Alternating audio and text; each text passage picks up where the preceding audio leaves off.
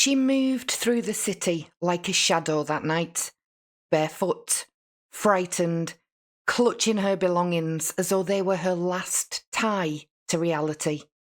To the few who crossed her path, she seemed lost, but there was something else in her eyes, something haunted. In the hours before she disappeared, she spoke with police, made phone calls, wandered aimlessly beneath the streetlights. And then, without warning, she was gone. No trace, no answers, just questions that have lingered for more than a decade about what really happened that night and what or who she might have been trying to escape. I'm Fiona, and this is Case Continued.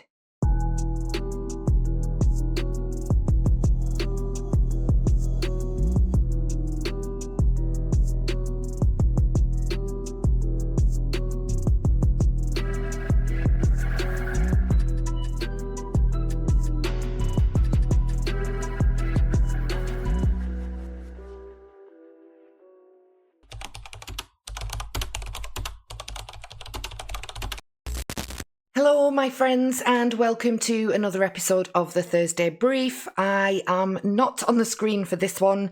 Those of you who have been with me from the start know that I have a really bad immune system due to an illness that I'm currently having treated, and I have got a raging eye infection. I'm not hiding myself because I'm particularly bothered about how I look. As some of you know, I'm not interested in that kind of thing. We're here for the cases and not for me. But I can't actually stand to film with any lights on. It's just too painful for my eye at the moment, and having like a ring light and stuff glaring in my face is just a no-go zone right now. I've got my laptop screen turned down to almost black, and I'm just trying to get this video made in as comfortable a way as possible. So please don't expect anything too fancy with the editing on this one, but I am going to do my very best. Now, this is one of those cases that's always lingered in the back of my mind. Every so often, I find myself thinking about it, and I kind of replay the details and just wonder what really happened that night and how somebody could just vanish into thin air. It's a story that feels almost personal in a strange way. Maybe because it says so much about how quickly life can unravel when somebody is struggling, and how the people around them are so often left desperate for answers that they might never get. I wanted to revisit this, not only because it's mysterious, but because it's human. It's raw, it's confusing, and it's utterly heartbreaking. And I think it's one of those stories that deserves to be told properly with the care that it's rarely given. As we all know, there are some cases that stay with you long after you first hear them, not because of the violence or complexity, but because of the silence that surrounds them. And this is one of those stories for me. A story where every detail seems to lead somewhere, yet nowhere at all. Where those who tried to help were left questioning if they'd somehow missed a sign, or if they were looking right at it the whole time. It's a case that speaks to how fragile that line can be between safety and danger, trust and fear, being found and being forgotten. And it all began on a cold November night with a young woman named Emma Fillipoff. Born on the 6th of January 1986, Emma Fillipoff grew up surrounded by the quiet charm of Perth, Ontario, a small, close-knit town just outside the bustle of Ottawa. It was the kind of place where everyone seemed to know one another, and where Emma's gentle, creative nature stood out even more. From an early age, she carried an unmistakable, free-spirited energy. Someone who found peace in solitude and expression in art. She loved being outdoors, wandering for hours through wooded trails or along quiet roads, often lost in thought with her camera in hand. Friends and family recall how deeply she connected with the natural world around her, and she could find beauty in ordinary moments that most people might overlook. Emma was artistic, deeply loyal and known for her quick wit and sensitivity. But she was also very private, protective of her inner world in a way that made her both fascinating and at times difficult to truly understand. She poured much of herself into her journals, volumes of handwritten thoughts, sketches, poems, and reflections that revealed how observant and introspective she really was.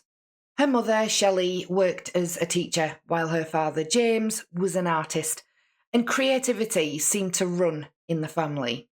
Emma was especially close to her father, her mother saying that he was Emma's soulmate, and Emma was very much like him, non-confrontational and placid. Emma had 3 siblings, an older brother, Matthew, a younger brother, Alexander, with whom she shared a particularly close bond, and an older sister, Erica. Shelley has since described her relationship with Emma as guarded but loving. Shelley took on the disciplinarian role in the family, something that Emma didn't always respond well to. But still, there was an unspoken closeness between them, a deep understanding, even if it wasn't always openly expressed. Those who knew Emma say that she carried herself with a quiet independence. She didn't like to ask for help, and she rarely spoke about her struggles. As her mother would later explain, Emma would never say she was in trouble or that something was wrong. It wasn't pride, it was just who she was. A deeply thoughtful young woman who felt things profoundly, but often kept the weight of those feelings to herself. After finishing school, Emma's curiosity about the world only deepened. When her studies ended, she set her sights far beyond Canada. For several months, she lived in China, working as an English tutor, a move that reflected both her adventurous spirit and her quiet courage. Friends say that it didn't surprise them. Emma had always been willing to step outside her comfort zone if it meant discovering something new about herself or the world around her. After her time abroad, she eventually returned to her hometown of Perth in 2011, older, more experienced, and perhaps even more introspective than before. Those who saw her then say that there was something subtly different about her. Emma had always been thoughtful, but now there was this deeper stillness, as though she was searching for something she couldn't yet name. She enrolled in a culinary arts programme at Campbell River on Vancouver Island, studying there between 2008 and 2009. It was a period where she began to blend creativity with structure, finding beauty in the details of food, presentation, and the rhythm of kitchen life. But even then, those closest to her say that Emma was never content staying in one place for too long. In her early 20s, Emma witnessed the collapse of her parents' marriage, a separation that would leave deep scars on everyone involved. And what followed was a painful and chaotic period for the family. The divorce was not only emotionally devastating, but marked by a level of turmoil that would leave a lasting impression on Emma. During that time, her mother, Shelley, experienced a severe mental health crisis that forced her to leave her teaching position and go on disability for several years. Those close to her recall a woman battle in the depths of despair, struggling just to make it through each day. The toll of the breakdown was immense, both on Shelley herself and on her children, who watched someone they loved unravel under the weight of it all. For someone as gentle and non-confrontational as Emma, the experience was shattering. It was a moment in Emma's life that seemed to fracture her sense of safety and shaped, in ways perhaps even she didn't fully realise, her lifelong search for calm, stability, and meaning. It is important, though, to recognise the human side of Shelley's experience during this period. Her mental health crisis was severe and undeniably shaped her behaviour and emotional responses. There is a degree of sympathy to be had for a mother grappling with the depths of depression and despair. The breakdown, combined with the pressures of a painful divorce, left Shelley struggling to manage her own emotions. Understanding this context doesn't erase the impact on Emma, but it does help frame the environment in which she was living and the complexities of her family life. Emma had always felt a pull to the West Coast. as if something about it was calling to her. The ocean, the mountains, the artistic energy of the people who gathered there. It felt like the kind of place where she could start over, or perhaps finally feel at home. So in the autumn of 2011, at just 25 years old, Emma packed up her life in Lanark County, Ontario, and boarded a bus bound for Victoria, British Columbia.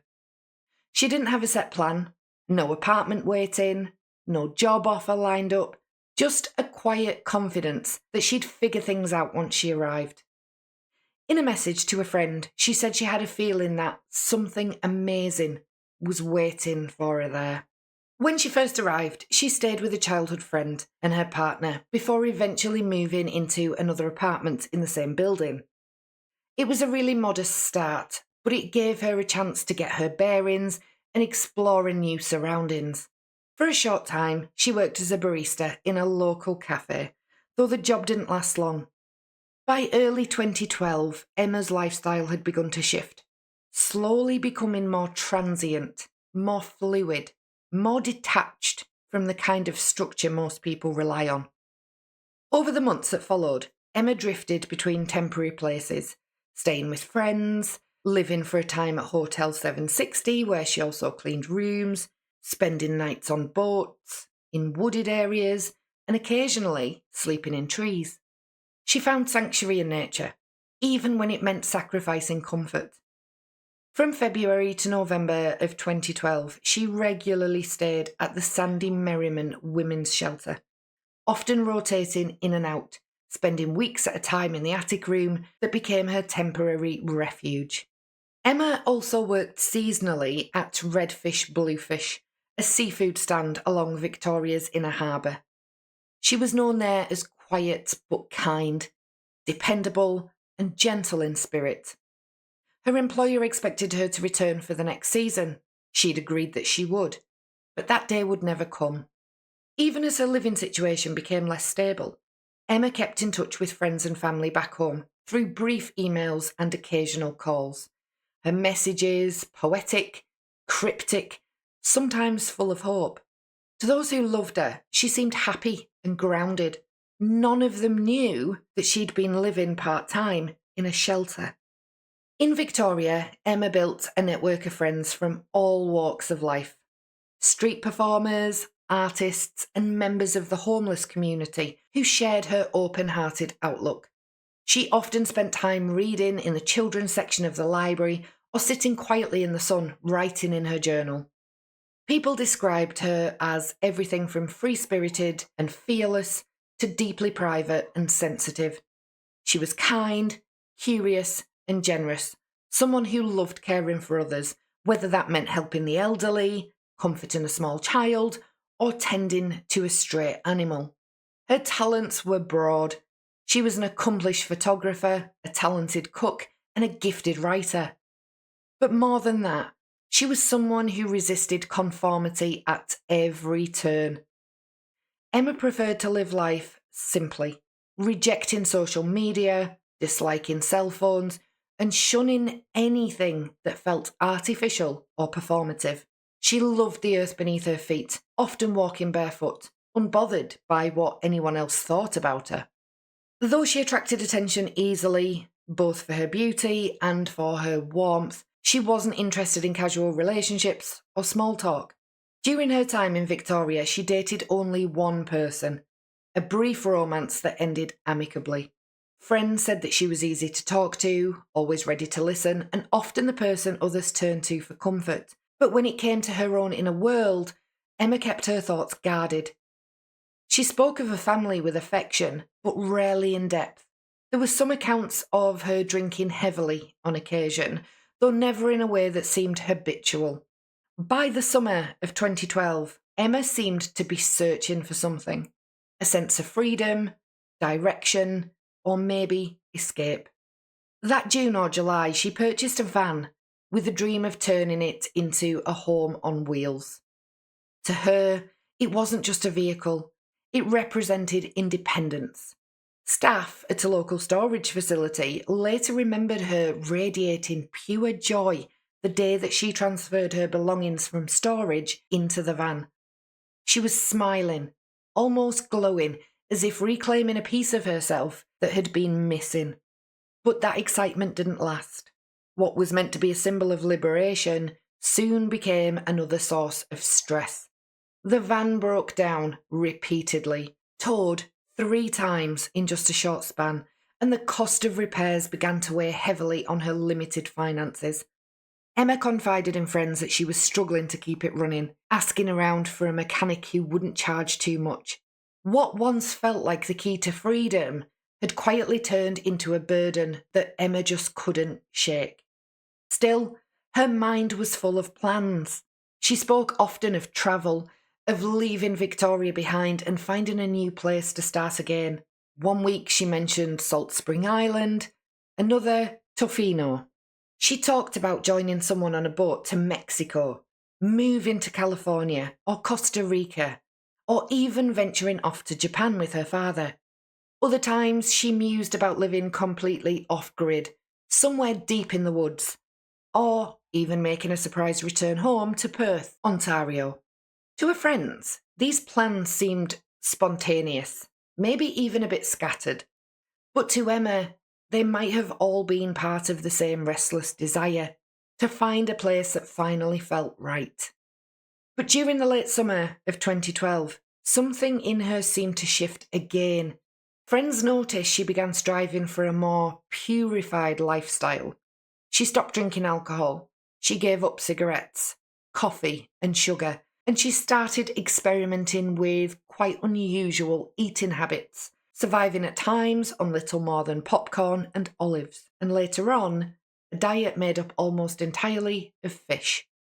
Her friends described her as having a playful self-awareness about it, occasionally joking that her eating habits might have left her on the verge of scurvy. But beneath the humour, some began to notice a concerning change. Some described her as becoming almost monk-like, almost ascetic, as she grew thinner and increasingly introspective. She began to seem detached, as if she were withdrawing from the world around her. It was as if she oscillated between 2 worlds, one of discipline and control, and another of letting go completely. By early autumn, those closest to her could sense her uncertainty. She didn't seem to know what direction she wanted to take, or even where she belonged, and as the colder months approached, Emma's behaviour became more erratic, fearful, withdrawn and anxious. The same woman who once found freedom in solitude now appeared to be haunted by it. As the weeks of autumn slipped by, Emma seemed increasingly adrift, unsure of where to go, what to do, or who to trust. Her movements became sporadic, her plans fleeting, and the threads of her life in Victoria grew more tangled and unpredictable. It's during this fragile, uncertain stretch that the final days leading to her disappearance begin. What follows is a timeline of those critical days, each moment building toward the mystery that would leave family, friends, and investigators searching for answers. On Tuesday, November the 20th, Emma made her way to the YMCA, just down the street from the shelter, intent on taking out a membership. Surveillance footage captures her entering and exiting the building multiple times over the course of 14 minutes. She pauses at each doorway, lingering for about a minute, as if hesitating, watching, or perhaps waiting for something or someone outside.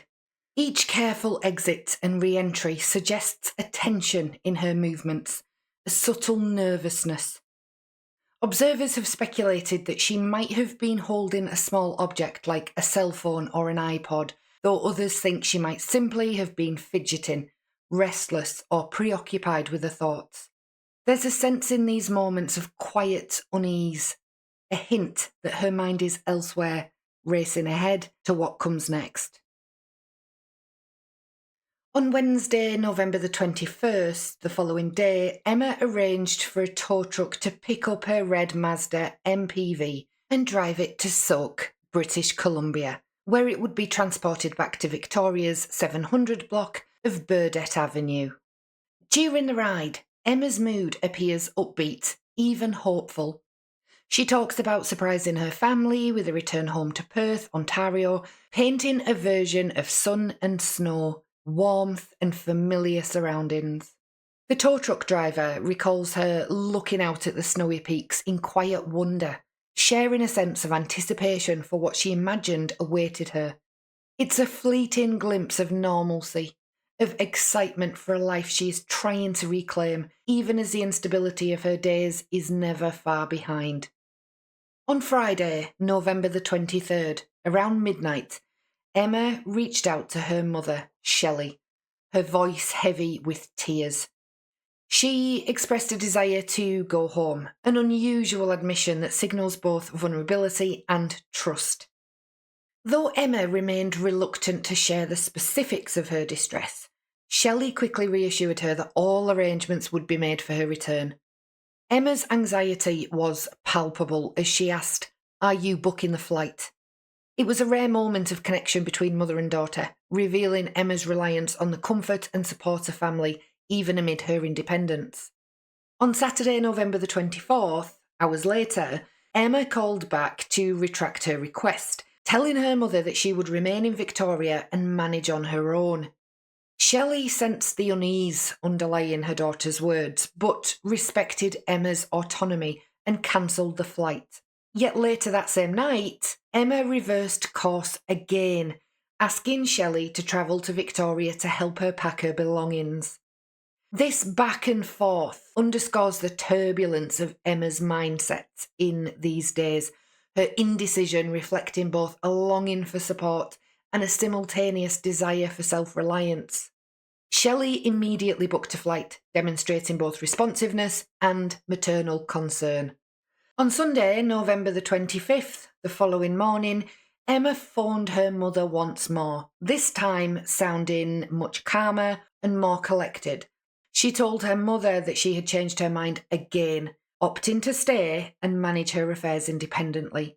Shelley honoured her daughter's wishes, not travelling and allowing her space, even as concern deepened.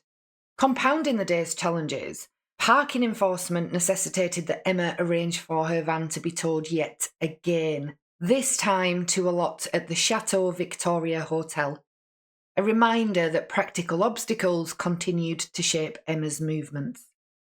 On Tuesday, November the 27th, Shelley's worry had intensified.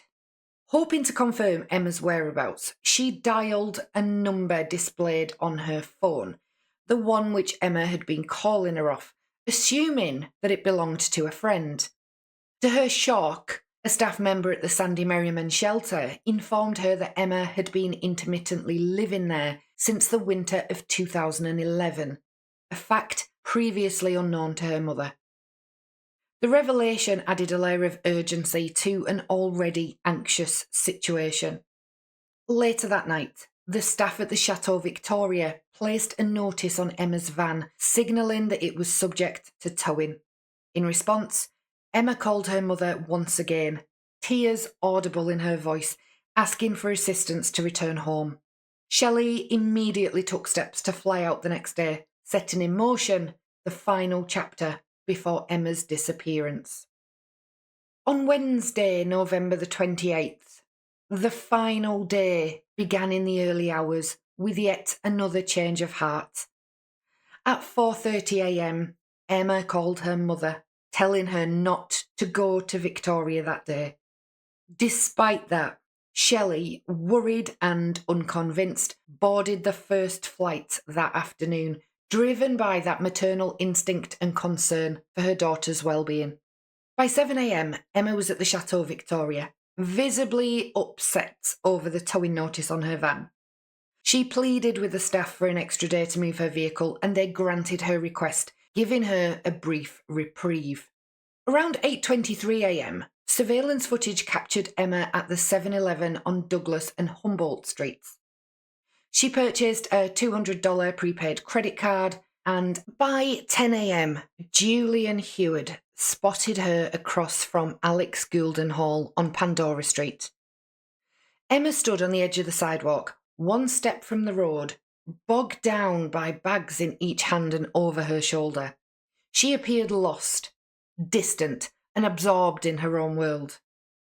When Julian offered her help, she shook her head subtly, pointedly declining, leaving him uncertain how to actually intervene.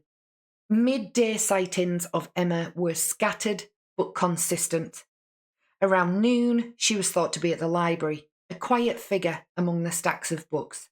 By early afternoon, she was seen near the Our Place soup kitchen, hair tucked into her jacket, retreating from an offered hug.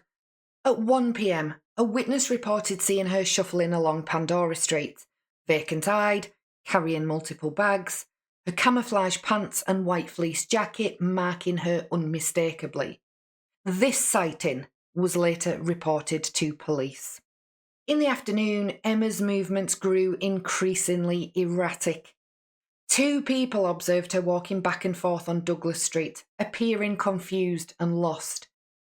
Concerned, they called 911, though it remains unclear if police followed up immediately. Other sightings placed her downtown with an older man and at the Rock Bay shelter, which she typically avoided. Between 4 and 6 p.m, the same witnesses saw Emma twice. First, she moved slowly north on Douglas Street, near the Bay Centre, her hair spilling from her hood. And later, she crossed the street in front of a car at Douglas and Finlayson, offering a brief, sad smile to the driver, who hesitated to approach, unsure of her receptiveness. At 5:54 p.m, surveillance captured Emma purchasing a prepaid cell phone at the same 7-Eleven. She lingered by the doors again, peering outside anxiously. The phone, like the prepaid card that she'd purchased hours earlier, was never activated. By 6 p.m, she was back at the Sandy Merriman shelter. An employee there informed Emma that her mother was flying to Victoria that same day, not realising how this information might impact the situation. Shelley had purposely not told Emma she was flying out, as she didn't want to make the already anxious situation worse by putting any pressure on her daughter. It's also actually unknown how the staff at the shelter knew that Shelley was flying out, as she hadn't told them, but somehow they were seemingly aware of her plans. Emma was shocked at hearing this news and became visibly agitated. Overwhelmed, she stormed out. Her friend and roommate Patty ran after her and called for her to come back, but despite Patty's attempts to stop her, Emma ignored the plea and Patty quickly lost sight of her. A short time later, Emma entered an ABC taxi, asking to be taken to the airport. She abruptly changed her mind, citing an inability to pay the $60 fare, despite funds in her account, and asked to be dropped off exactly where she'd been picked up. She sat in the cab for a while, restless and uneasy, visibly affected by the dispatch radio. Emma appeared confused and disoriented and asked him about the taxi's radio communication, saying, "Why is there noise coming out of that?" By 6:15 p.m, Dennis Key, an acquaintance, encountered Emma standing barefoot on a corner, disoriented and guarded. She requested he walk with her for a bit, but soon insisted on continuing on alone. At around 7 p.m, Dennis entered a nearby restaurant to alert police, observing them actually speak with Emma briefly before leaving, assuming she was safe. Just stay a little bit longer and see what happened with the police, whether to take her away or not. I just assumed that they were going to take her. At 7:17 p.m, police located Emma barefoot by the Empress Hotel on Government Street. For 45 minutes, 2 officers attempted to communicate with her. She remained largely non-verbal, answering only with nods or one-word responses. She refused her shoes, stating that she was just taking a walk and planned to meet a friend. By 8 p.m, police deemed her not a threat and allowed her to walk away. This would become the last confirmed sighting of Emma. Later that night, at 11 p.m, Shelley arrived at the shelter to find Emma had not claimed her bed. The shelter immediately contacted police, and shortly after midnight, authorities formally declared Emma a missing person, marking the beginning of a search that would grip Victoria and beyond. On November the 29th, Chateau Victoria arranged for Always Towing to tow Emma's van to their lot.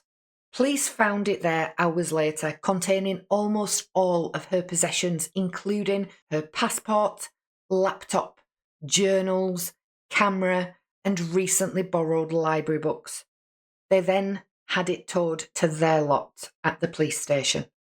Shelley visited the shelter during each shift change on this day and was informed staff had noticed how Emma had become depressed, possibly suicidal, and had been growing more erratic, paranoid, and fearful in the 2 weeks leading up to her disappearance.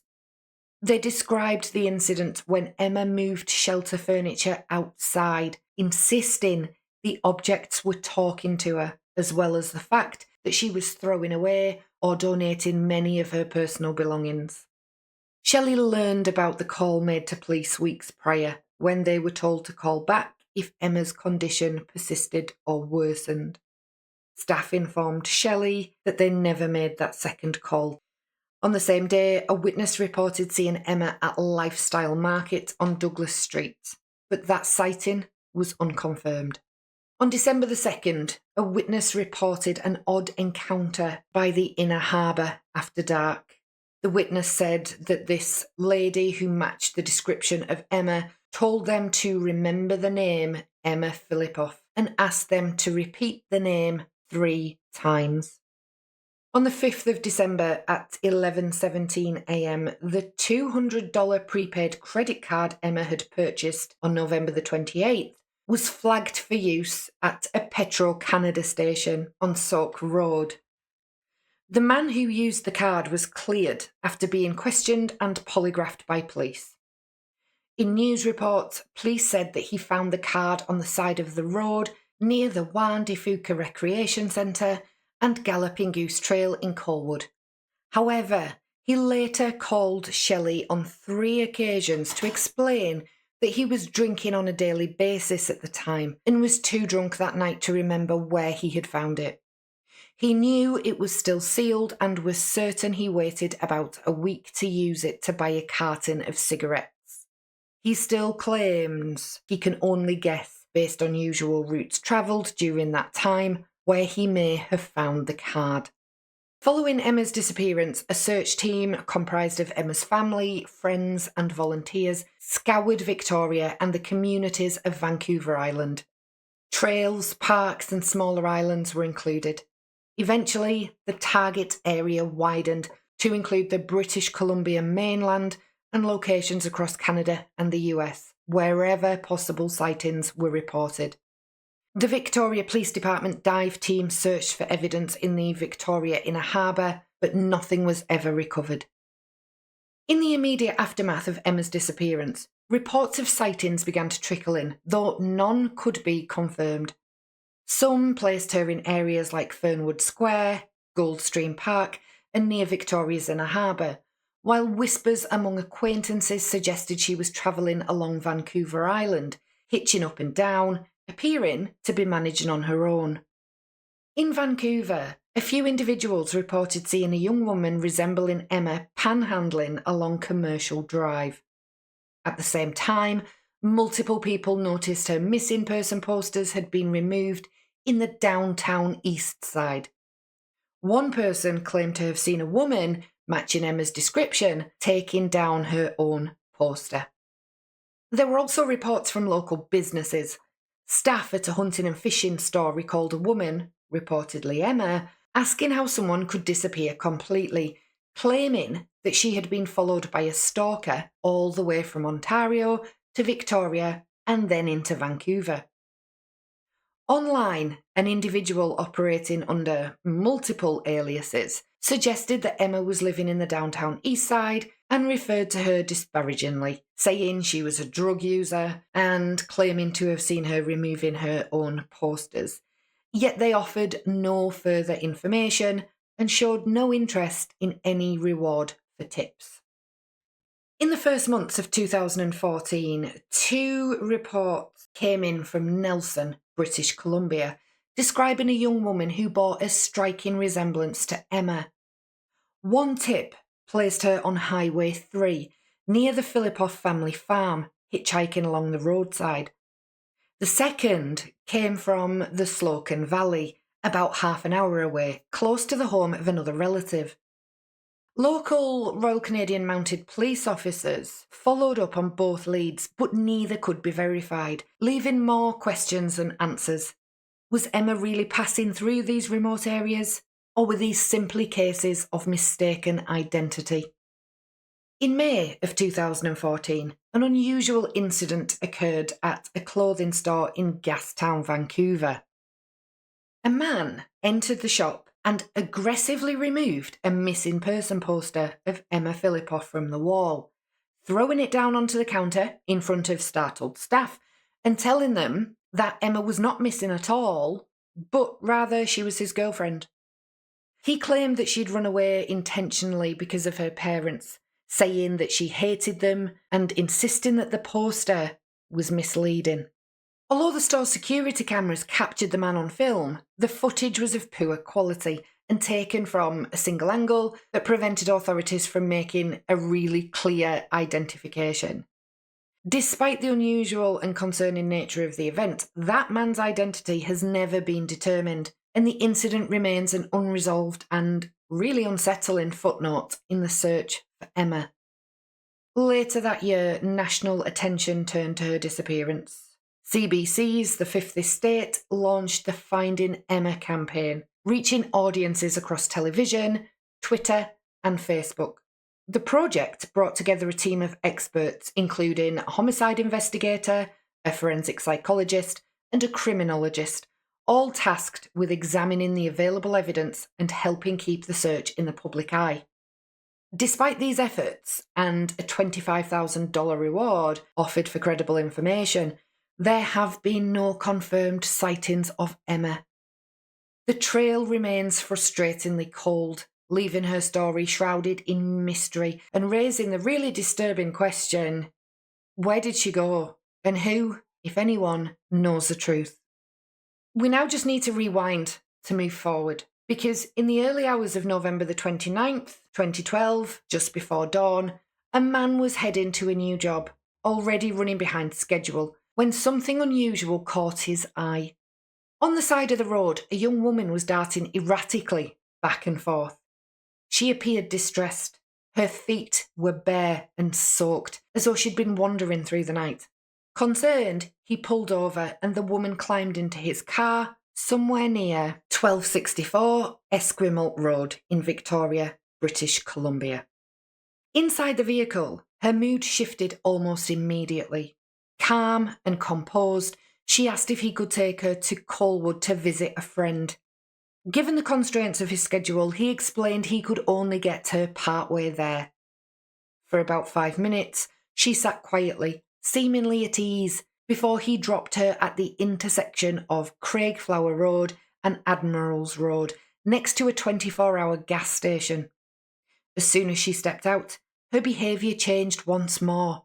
She began moving unpredictably, darting across the street before disappearing in the direction of Colwood. At the time, the driver had no idea of the significance of this encounter. It would take almost 6 years before he realised who he had given a lift to.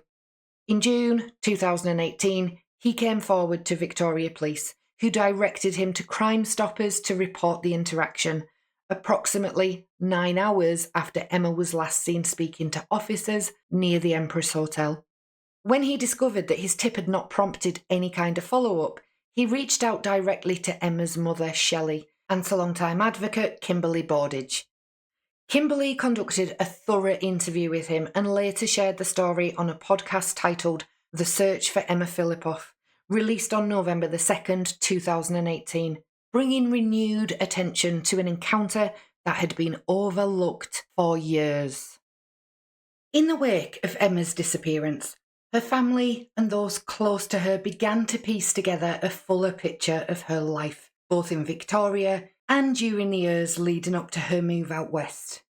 As new information emerged, they learned more about the challenges she faced, the choices she'd made, and the hidden struggles that had remained unseen by even those closest to her. Each detail, from her transient living arrangements to her deep connections with the city's artistic and homeless communities, painted a complex portrait of a young woman both fiercely independent and quietly vulnerable, leaving her family with a mixture of insight, worry, and unanswered questions. In the winter of 2011, a close childhood friend who was also living with Emma in Victoria began noticing troubling behaviours. Emma frequently became absorbed in arranging objects, feathers, shells, rocks, even bits of food, into intricate patterns, sometimes insisting that others around her take part in these repetitive rituals. On one particular night, her friend awoke to find Emma outside, seemingly entranced, her attention caught by the grass, the stars, and the quiet of the night. Alarmed by the intensity of the moment, the friend reached out to Emma's father, James, seeking guidance and expressing concern for Emma's well-being. When Emma learned that her father had been contacted, she became upset and adamantly refused his offer to fly her home, insisting she could manage on her own. At this time, her parents were divorced, and James did not inform Emma's mother about the incident. Shelley has actually since expressed that, had she known, she would have immediately flown to Victoria to be with her daughter, recognising the seriousness of the situation. This episode marked an early indication of the fragility and complexity of Emma's state of mind during her time in Victoria, highlighting the tension between her fiercely independent streak and the concern of those around her. Roughly 2 weeks before her disappearance, one friend recalled driving past the shelter to find Emma standing motionless in the cold, rain-soaked streets, her gaze fixed on a nearby murder of crows.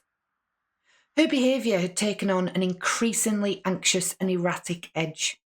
Shelter staff and residents observed her growing paranoia and signs of depression. She kept her curtains tightly drawn at all hours, and in moments of panic, she was seen moving furniture out of her room and onto the curb across the street, claiming that the items were talking to her or making too much noise. In a manner reminiscent of her habits back in Ontario, Emma began purging her personal belongings, giving things away, selling items, or simply discarding them. These alarming patterns prompted shelter staff to fear for her safety, suspecting that she might be experiencing severe mental health crisis. Unable to directly reach her family due to privacy restrictions, the staff contacted police to request a wellness check, and the response that they received was really limited. The officers instructed them to call back only if Emma's behaviour escalated further, and no immediate assessment was made. Despite repeated concerns, no active intervention occurred. During this same period, a supportive roommate encouraged Emma to maintain a connection with the outside world, taking out a YMCA membership, visiting the library, and importantly, reaching out to her mother. Yet despite these efforts, the official channels that could have provided protection failed to act decisively. Over the span of roughly 2 weeks, police were notified on at least 3 separate occasions about Emma's alarming behaviour, yet each time the situation was minimised, leaving signs of her distress largely unaddressed. This pattern of missed opportunities would prove tragically consequential. Friends who knew Emma in British Columbia reported that she had been under persistent stress stemming from a negative experience with a man years earlier, back when she was studying culinary arts in Campbell River in 2008 and 2009. She shared little about the situation, never revealing his identity or the specifics in conversations or in her journals, but it clearly affected how she navigated the world. A former roommate recalls Emma deliberately avoiding social settings where she might have to interact with men, a key factor in her decision not to stay in co-ed shelters. Interestingly enough, several years before Emma moved west, she became acquainted with Julien Huard, a young man from Quebec who occasionally joined her on walks and social outings. While their interactions were initially light-hearted, some later accounts cast Julian in a bit of a suspicious light, suggesting his interest had crossed boundaries. Early documentaries presented him as obsessive, even claiming that a confrontation with Emma's father had forced him to pull back. However, law enforcement cleared Julian after a comprehensive 3-hour polygraph examination, finding no evidence of wrongdoing. By all accounts, Julian and Emma's brief connection ended on friendly terms, with Emma deciding to move on from the relationship. Nevertheless, Julian remained concerned for her well-being and eventually relocated to Victoria, thousands of miles away from Quebec, to look for work, knowing that Emma was living there. Their first meeting in Victoria appeared positive. Emma seemed genuinely pleased to see him and even made plans to meet again after work. Yet, in subsequent encounters, her demeanour had shifted. She was distant, guarded, and less engaged, while Julian maintained he had no intention of harassing or pressuring her. There was never any coercion, aggression, or predatory behaviour on his part, but the situation does seem quite odd. It's a long way to move to find employment. The confusion surrounding Julian largely stemmed from a language barrier. Not fully fluent in English at the time, having been born and raised in Quebec, he reached out to Emma's father through Facebook in an attempt to communicate openly and build trust. Julian hoped to invite Emma to a concert, but with no way to contact her directly, she didn't have a phone or active social media, he turned to her father. In this message, he wrote, "The last thing I want to do is be stalking her like I did the last time." In Julian's mind, the term stalking was misused. He intended it to convey his previous romantic interest or attention, unaware of the negative connotations it would carry in English. Emma's father didn't actually see this message until after her disappearance, but by that time, the police and media had already mischaracterized Julian as a suspect. Now, on the morning of Emma's disappearance, Julian did actually happen to see her. He happened to see her sitting on a downtown pavement while riding a bus. He got off to speak with her, but Emma responded with curt, distant answers and refused to engage further. After this brief encounter, Julian left and never saw her again. Despite rumours, media speculation, and the fact that his move from Quebec to Victoria to look for work is quite bizarre when there are so many other places that he could have gone. And he knew that Emma was in Victoria, and one of the first things that they did was meet up. Despite all of this, there's no evidence connecting Julian to Emma's disappearance. His intentions were seemingly genuine and harmless, yet the timing, miscommunication, and language difficulties created a narrative that unfairly cast him as a suspect. Some researchers do remain sceptical, and of course there is a probability that Julian might have been involved. Lie detector tests are notoriously sketchy, and we know that they're not admissible in court, but the probability of him being involved does actually seem extremely low. Entries in Emma's journal suggest that she'd been privately suffering with mental health issues as early as age 11. For years, her secretive and quiet nature enabled her to hide her inner turmoil from her family and friends. But Emma's mother was acutely aware that from a young age, she exhibited signs of emotional and mental strain.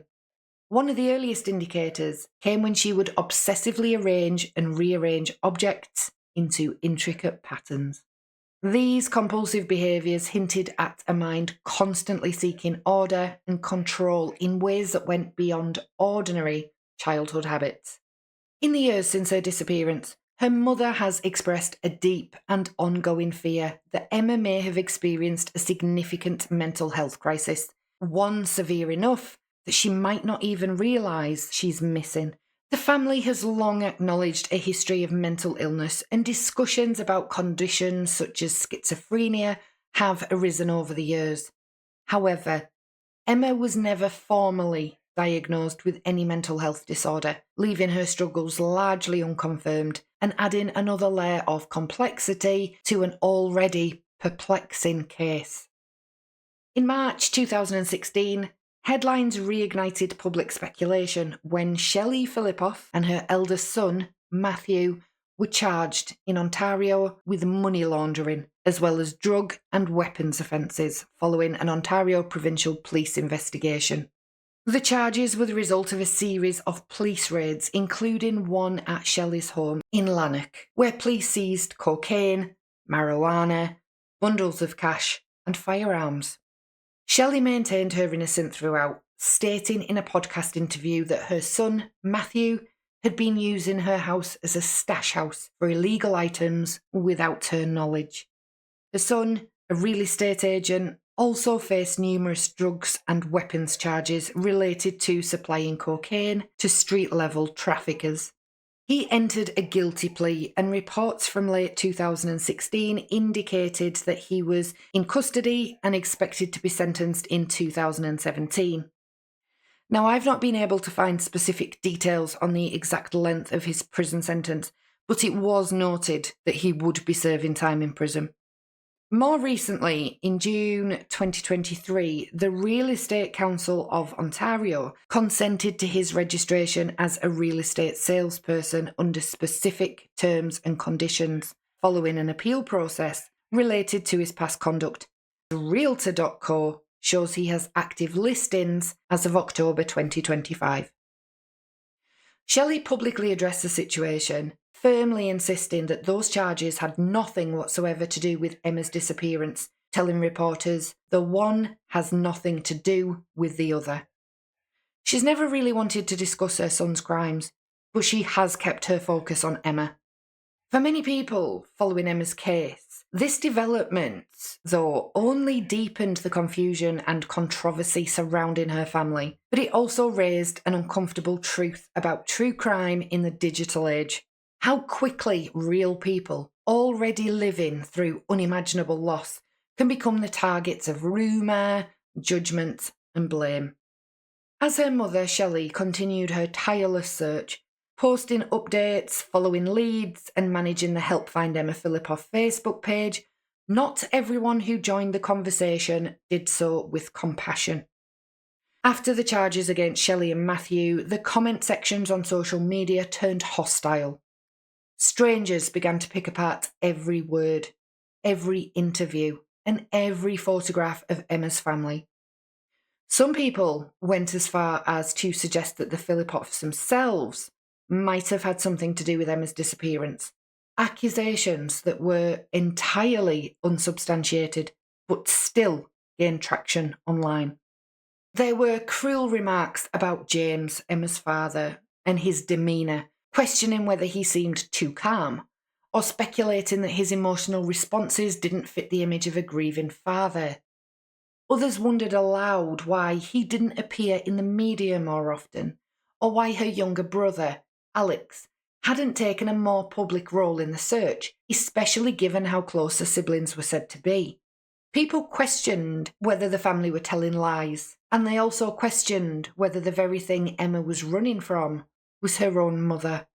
In reality, grief affects everyone differently, and what strangers perceive as suspicious calm can just as easily be shock, trauma, or exhaustion. Yet, once the internet begins to build its own narrative, empathy can often get lost in the noise. Now, we always have to play a devil's advocate and look at both sides of a case to truly try and understand it. But, unfortunately, conspiracies are quick to grow in the online world, and things can turn hostile fast. In the years since Emma vanished, a number of theories have emerged to explain her disappearance. Each one offers a different lens, a different possibility, but none provide definitive answers. As we explore these, I want you to consider the evidence, the context, and the human elements behind each scenario.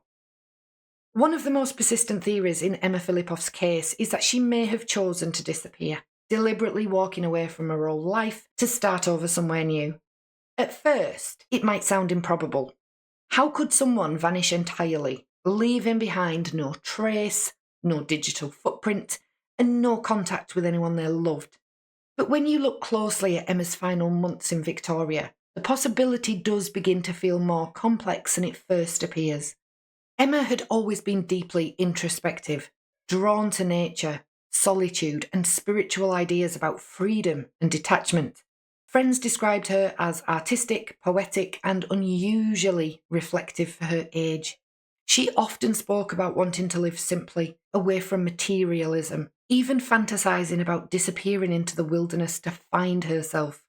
These ideals, paired with her growing paranoia and emotional distress, have led some to believe that Emma may have decided to step out of her old identity completely, perhaps as a form of escape rather than surrender. There's also her behaviour in the weeks before she vanished, giving away her possessions, spending long hours alone, refusing invitations from friends, and expressing fear that someone was following her. To some, those actions suggest the disorganised thinking of a mind in crisis. To others, they might represent a person quietly preparing to shed one life and begin another. Was she trying to protect herself from someone she feared, or distancing herself from everyone, believing she was in danger if they found her? There are countless stories of people who, under immense psychological strain, have disappeared voluntarily, some resurfacing years later with no memory of the past, others choosing to remain hidden forever. In rare cases, trauma and untreated mental illness, particularly conditions such as dissociative fugue or schizophrenia, can cause a person to lose their sense of identity or develop a new one entirely. Could Emma's erratic but purposeful behaviour in her final days fit that profile? Yet there are obstacles to this theory too. Emma was incredibly close to her younger brother, Alex, and spoke of him with warmth and affection in her journals. For her to willingly vanish and never reach out to him, not even anonymously, seems deeply out of character. And in today's hyper-connected world, even those who go off grid often leave some trace behind. A credit card use, a new name, a sighting. So if Emma did choose to disappear, how did she manage to do it so completely? Was it a planned act of self-preservation, or the result of a fractured mind trying to escape an unseen threat? And perhaps the hardest question of all, if she is still out there somewhere, does she even want to be found? Another angle considers Emma's mental state. As we've discussed, she displayed signs of paranoia, obsession, and anxiety in the months leading up to her disappearance. Could she have experienced a severe mental health episode that led to disorientation or wandering? Among Emma's belongings, investigators discovered several handwritten and digital journal entries, deeply poetic, often cryptic, and sometimes unsettling. One passage in particular has become infamous for its disturbing tone. It read, "To everyone, from dead Emma. Hello. I figure someone will be on this computer at some point and will read this. Okay, so I'm dead. Floating about on energy or not. Watching dying stars, reviving stars, and dreaming milky dreams, and shadow dancing on your timelines or whatever. Good luck, every heart. I love you, M." At first glance, the message sounds like a goodbye, the kind of passage that might lead one to think Emma was contemplating death. But forensic psychologists and linguistic experts who have examined her writings offer a different interpretation. They point out that the tone, though a bit sombre, lacks the structure and intent typical of a suicide note. There are no farewells, no personal references, no closure, only abstract thoughts about existence and the universe. In other words, this wasn't a declaration of finality, but a reflection of how Emma often wrote, metaphorical, cosmic, and introspective. Her words seem to hover somewhere between philosophy and poetry, exploring life, death, and what might exist beyond both. For those who knew her best, this entry doesn't read as a cry for help. It reads like Emma, a creative mind processing emotion through art, a soul trying to make sense of the intangible. Her family and friends have long maintained that Emma would not have taken her own life. They believe this journal entry and others like it show her curiosity about existence, not a desire to end it. Still, for many, the line "from dead Emma" remains deeply unsettling. Was it simply an artistic flourish or something more prophetic? Emma's mother has said on many occasions she believes that Emma was suffering badly with her mental health and that it ran in the family. She has said she fears that Emma might have suffered a complete mental break and is living on the street somewhere, confused or unaware that she's even missing. Now that's a really heartbreaking thought, that Emma might still be out there, walking among us, a ghost of her former self, disconnected from her past and from the people still searching for her. Clinical research consistently shows that individuals struggling with untreated mental health illnesses, particularly those experiencing symptoms of paranoia, dissociation, or psychosis, face an elevated risk of becoming lost, disoriented, or unintentionally placing themselves in danger. These conditions can profoundly alter a person's perception of reality, blurring the line between safety and threat. In some cases, people have wandered into wilderness areas, vanished from urban centres, or even lived transiently for years, completely disconnected from their own identities. Those who saw Emma in her final weeks described behaviour that, in hindsight, aligns with several of these warning signs. She was seen standing motionless for long periods, fixated on a flock of crows near the shelter, as if lost in another world. Staff recalled her frantically dragging that furniture into the street, claiming that the objects were too loud or somehow communicating with her. At other times, she was calm, soft-spoken, even playful, offering no indication of distress. These sudden shifts between fear and composure might suggest an underlying psychiatric episode, possibly one that had reached a critical stage. The question, however, is whether this was a gradual unravelling or an abrupt collapse. Emma had never formally been diagnosed with any severe mental health condition, nor did her medical history reveal prior psychotic episodes. Her family and friends described her as deeply sensitive and introspective, but not unstable. So what changed in those final months? Could the intense stress of isolation, exhaustion, and perceived danger have triggered a brief psychotic break? A moment where reality fractured just enough to alter her sense of self and place? If that were the case, it might explain the contradictions in her final days. How she could seem lucid and articulate one moment, then terrified and confused the next. How she could ask her mother to come and get her, only to vanish before she arrived. A psychotic break could have left Emma trapped in a world that felt unsafe and incomprehensible, one where disappearing might have felt like her only means of survival. But even then, the mystery remains. If her disappearance was a result of a mental health crisis, why, after all these years, has there not been a single confirmed sighting or trace? Could she still be alive somewhere, living under another name, unaware of who she truly is? Or did her fragile state lead her into danger on that cold November night? It's also possible that Emma may have had an accident after the last confirmed sighting of her. Victoria, while a vibrant urban centre, is surrounded by rugged coastal terrain, dense forests and steep hills, areas that can be hazardous even in broad daylight. For someone alone, anxious, or disoriented, the risk of injury is significantly increased. Statistically, missing persons who vanish in both wilderness and urban environments often encounter environmental hazards. Exposure to cold, rain, or icy conditions can lead to hypothermia, especially if someone is underprepared or not wearing adequate footwear. Accidental falls, slips, or getting trapped in inaccessible areas are not uncommon among individuals who disappear while navigating unfamiliar terrain or while distracted by emotional stress. Witness accounts from that day indicate that Emma was barefoot, carrying multiple bags, and appeared both anxious and disoriented as she moved through the city streets.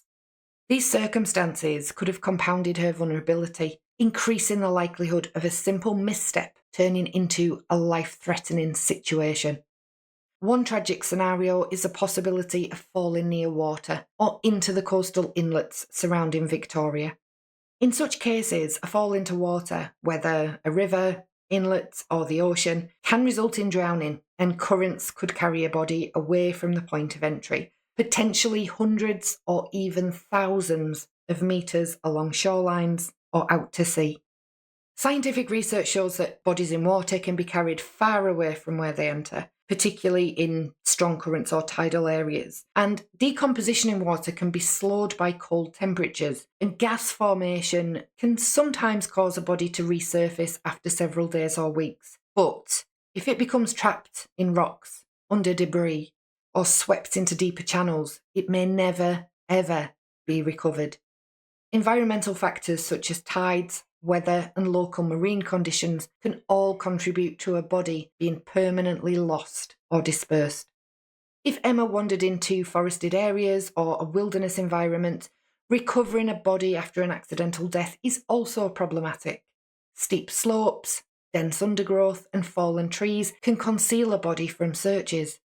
Wildlife can disturb or scatter remains over time, and natural processes like decomposition and weathering can accelerate the breakdown of tissues, leaving only skeletal fragments that are difficult to detect. Even if someone falls in a remote area close to civilization, bodies can go unnoticed for long periods. Fallen leaves, snow cover, thick underbrush, or hidden ravines can obscure remains, making them almost invisible to search teams. Over time, exposure to moisture, insects, and scavengers can scatter the bones and clothing, further complicating recovery efforts. So for Emma, this raises troubling questions. If she did experience a fatal accident in the woods, why hasn't anything been found? Modern search teams often rely on trained cadaver dogs, aerial searches, and coordinated ground teams. But the combination of forest density, natural camouflage, and even decomposition could make it possible for remains to remain undiscovered indefinitely. Even if partial remains were found, forensic analysis through DNA, dental records, or other identifiers would allow police to positively identify her. She had all of these bags with her. Where are her belongings? Again, they can be scattered by animals. They can deteriorate due to weather and just the passage of time. But despite multiple searches and public reporting of potential forested locations, no confirmed trace of Emma has ever emerged. Could the wilderness or waters surrounding Victoria, combined with her vulnerable state and the complexity of forest terrain, explain why she may have disappeared without a trace? A darker possibility is that Emma fell victim to a criminal act. Reports of her erratic behaviour combined with encounters with strangers make this theory plausible. While there is no direct evidence of abduction, certain sightings and interactions suggest she may have been approached or followed by someone. Among Emma's writings, one entry stood out for its tone of unease. In it, she described what seemed to be a growing sense of paranoia or fear. I feel like there's someone following me. A car on the hill when I rose, and then drove as I walked by and paused in the street. Feel weird sometimes. Feel like I'm being stalked. These words, brief but heavy, appear almost like a snapshot of her mental state, a stream of consciousness caught between observation and anxiety. It's unclear whether Emma was documenting a genuine experience or processing intrusive thoughts that felt real in the moment. This entry has since fueled much of the speculation surrounding her disappearance.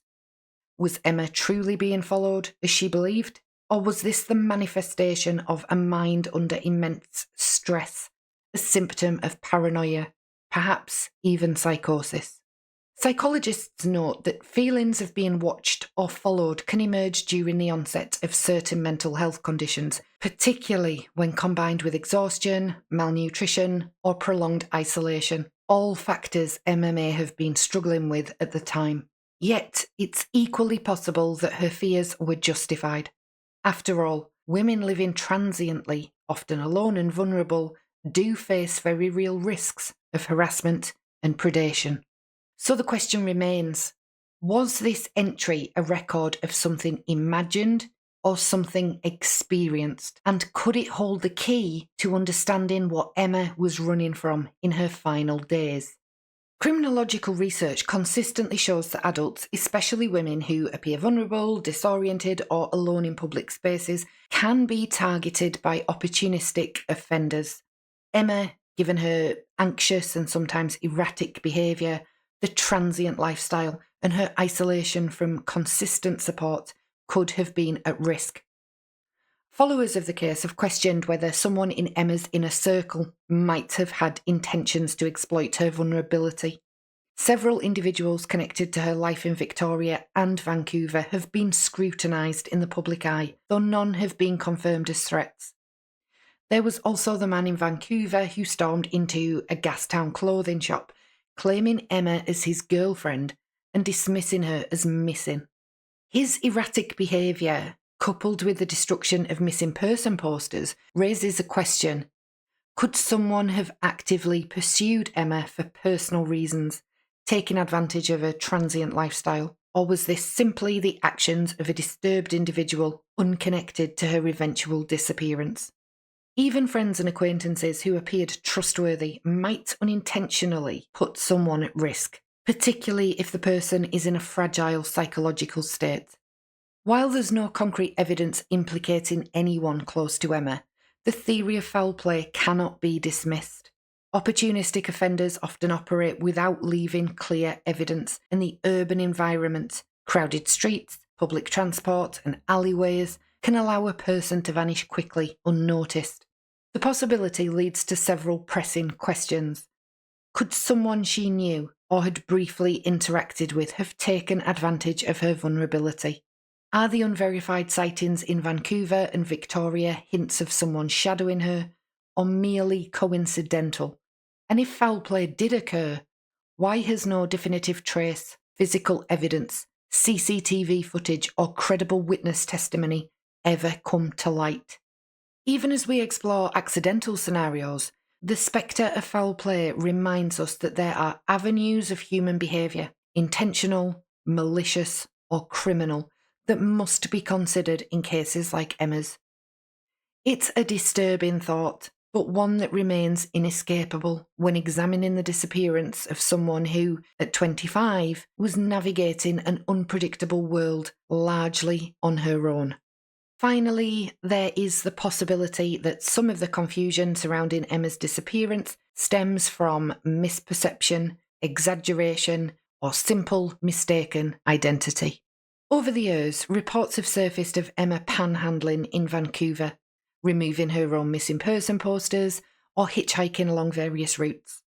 While these accounts have fueled speculation, it's possible that some, perhaps even many, of these sightings are not accurate reflections of her movements.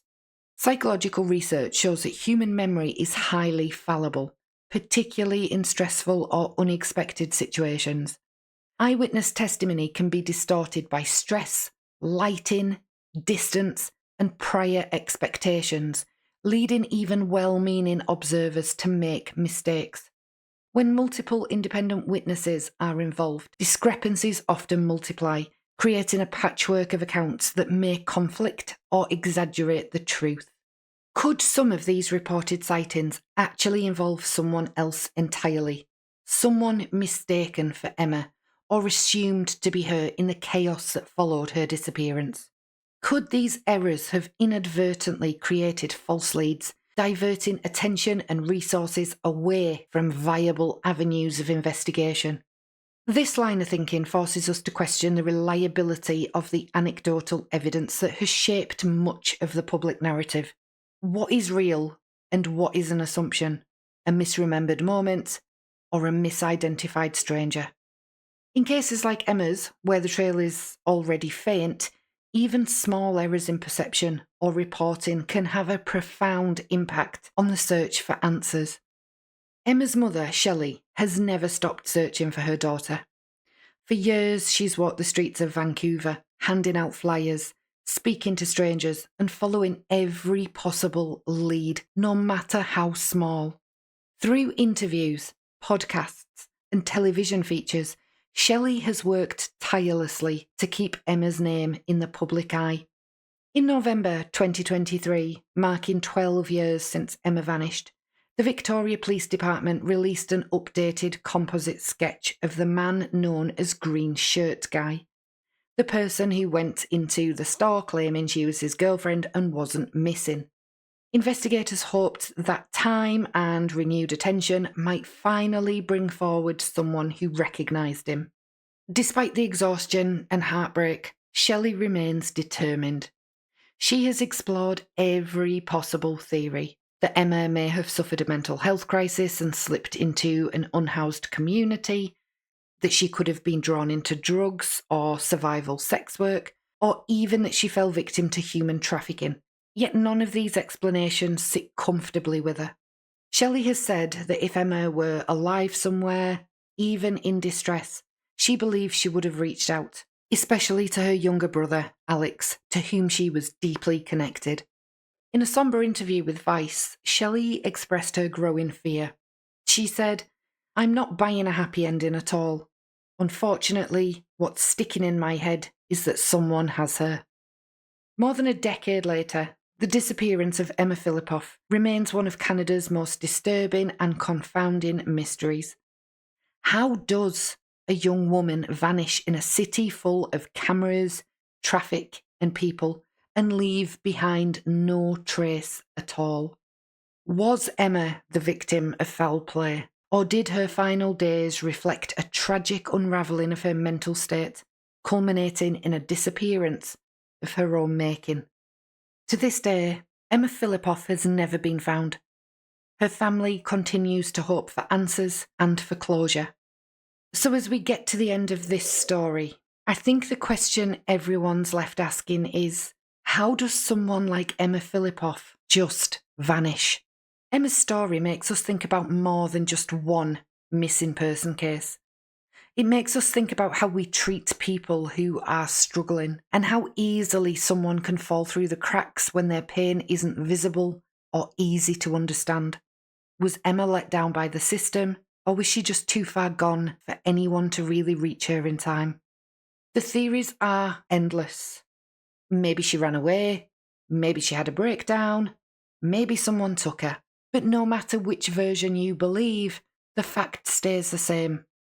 Emma's gone, and her family has been searching for answers for over a decade.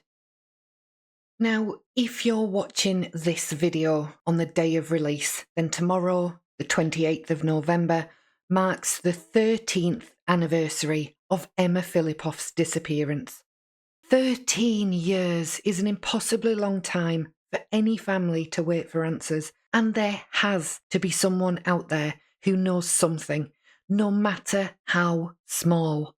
Please do consider sharing this video far and wide to help keep Emma in the public eye, especially at this time of year. Anyone with any information can contact Victoria Police or Crime Stoppers, and the contact information for those is in my video description. Also in the description, you'll find the links to the Help Find Emma Fillipoff website and the official Facebook page.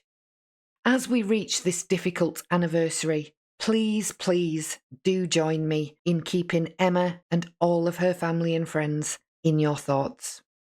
So I want to hear what you think. Do you believe Emma was running from someone? Or do you think she was running from herself? Was she lost in her own mind? Or did someone take advantage of her when she was at her most vulnerable? And maybe the bigger question is this: what can we do better as a society to stop stories like this from repeating? Maybe Emma's story reminds us that some disappearances don't start the day someone vanishes. They start the moment the world stops paying attention. So the next time you see a missing poster or someone who looks like they might be in trouble, don't just scroll past or walk away, because behind every face is a life. Someone who laughed, loved, and mattered, and somewhere out there, someone is still waiting for them to come home. Thank you for watching, and I will see you all in the next one. In the meantime, stay curious, stay kind, and take care of yourselves. I've been Fiona, and this has been Case Continued.